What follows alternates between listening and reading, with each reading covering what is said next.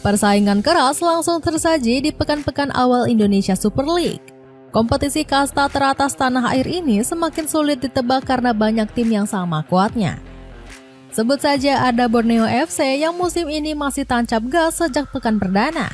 Selain itu ada juga Persija Jakarta dan Persib Bandung yang adu mewah komposisi skuad. Di lain sisi nama-nama seperti PSIM Yogyakarta, Arema FC, hingga Maluku United gak boleh dianggap remeh. Bagaimanakah prediksi papan atas Super League yang semakin sulit ditebak? Borneo FC selalu tancap gas di awal musim. Borneo FC kembali melanjutkan tren positif tancap gas di awal musim. Klub berjuluk Pesut Etam ini tampil ganas setelah berhasil sapu bersih 3 kemenangan di Super League. Anak asuh Fabio Lefundes juga tampil gemilang karena baru dibobol sekali dalam 3 laga. Tim asal Samarinda ini punya hasrat besar untuk membawa gelar juara ke bumi Etam. Menurut Lefundes, anak asuhnya siap berjuang habis-habisan demi menjuarai Liga Super musim ini. Saya ingin pemain mencetak gol. Tentu saja seorang penyerang harus memiliki kesenangan dan tekad untuk mencatatkan skor.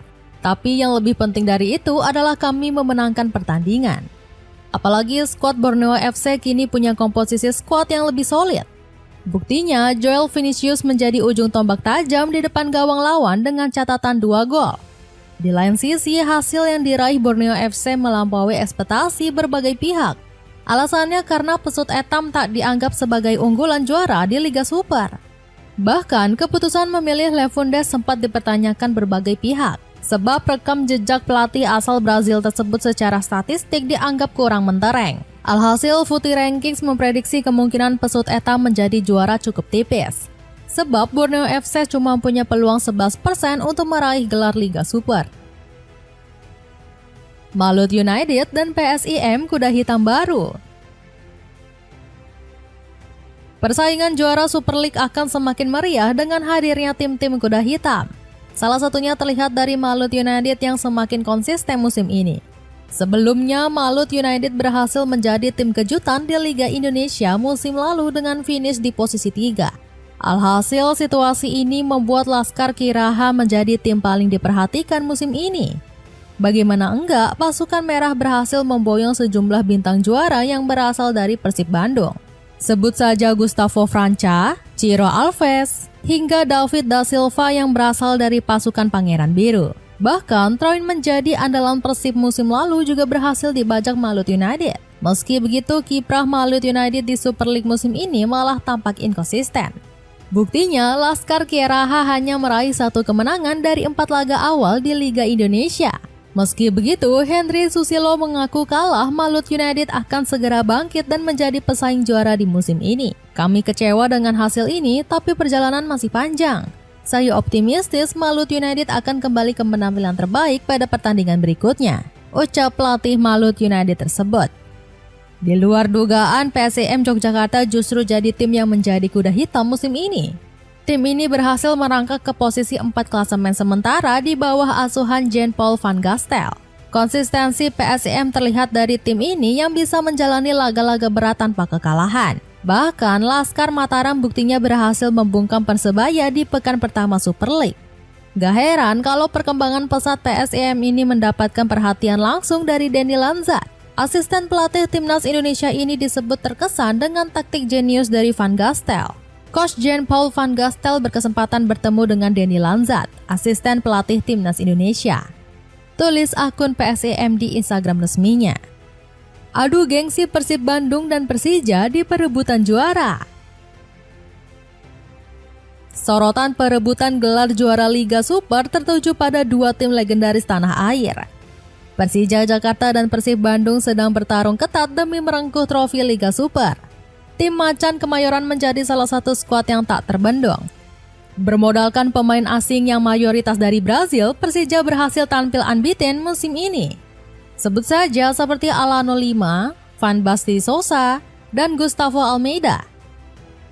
Skuad Macan Kemayoran makin mewah dengan kehadiran sejumlah pemain timnas seperti Rizky Ridho dan Witan Sulaiman. Alhasil, Mauricio Souza memotivasi anak asuhnya agar mampu mengakhiri 7 tahun puasa gelar sejak 2018.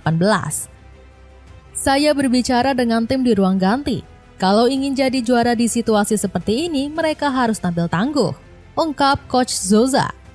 Apalagi Macan Kemayoran juga berupaya menjegal sang rival mengukir rekor hat-trick juara Liga Super.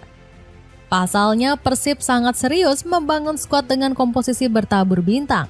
Skuad Maung Bandung menjadi salah satu klub yang aktif belanja pemain di bursa transfer. Persib punya komposisi mewah berisikan penggawa timnas Indonesia. Tim asal Kota Kembang ini berhasil menggaet Tom Haye dan Eliano Reinders. Masih belum cukup, Persib juga mengisi skuadnya dengan pemain asing berkualitas. Salah satunya dengan menggaet sosok berpengalaman di kompetisi top Eropa seperti Federico Barba. Persib juga memboyong Adam Prisbeck yang mencicipi akademi klub Liga Inggris. Alhasil, belanja besar ini membuat Persib jadi salah satu tim yang ditakuti di kompetisi Asia maupun domestik. Dapatkan kemeja polosan yang punya banyak pilihan warna mulai dari 50 ribuan aja. Cek linknya di bawah ini. Persaingan ketat Arema dan Persebaya di papan atas. Persaingan ketat Super League nampaknya nggak akan lepas dari tim legendaris Jawa Timur. Arema FC Malang musim ini nampaknya mulai kembali menemukan ritme bermainnya. Singo Edan sebelumnya harus dihadapkan dengan berbagai masalah dalam beberapa musim lalu. Sebut saja seperti tragedi Kanjuruhan yang terus menempel di ingatan fans sepak bola tanah air. Selain itu, Arema juga dalam beberapa musim ini dinilai kurang baik dalam memilih pemain di bursa transfer.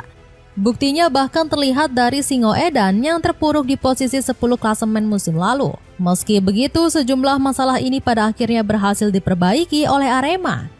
Musim ini, pasukan biru tua langsung tampil gacor dengan bertengger di posisi 3 klasemen Super League sementara. Bahkan Singo Edan masih menjadi salah satu tim yang belum menyentuh kekalahan musim ini. Gacornya, performa Arema sendiri nggak lepas dari performa gemilang Dalberto. Striker asal Brazil ini saat ini menjadi top scorer sementara Super League dengan torehan 6 gol. Di lain sisi, Persebaya Surabaya juga nggak mau kalah dari kebangkitan rivalnya di Jawa Timur. Pasukan hijau berhasil memperlihatkan performa gemilang di bawah asuhan Eduardo Peras. Hal ini terlihat dari Laskar Bajul Ijo yang berhasil meraih 2 kemenangan setelah kalah di pekan pertama. Alhasil, Persebaya saat ini berhasil bertengger di peringkat 5 sementara Super League. Konsistensi ini bahkan membuat Eduardo Peres ingin menetapkan target tinggi bagi The Green Force. Pelatih asal Spanyol ini berjanji kalau dirinya akan terus menggembleng keras anak asuhnya agar bisa konsisten. Saya pikir saat ini dalam sepak bola yang terpenting adalah kerja sama tim dan tentu saja kami saat ini fokus kepada tim. Kami akan mempersiapkan semua pertandingan dengan cara terbaik. Dapatkan sepatu running dari Lidu bahannya premium dengan model kekinian cuma 80 ribuan. Cek linknya di bawah ini. Dengan hadirnya berbagai tim kuda hitam, akankah persaingan di Super League musim ini akan semakin seru?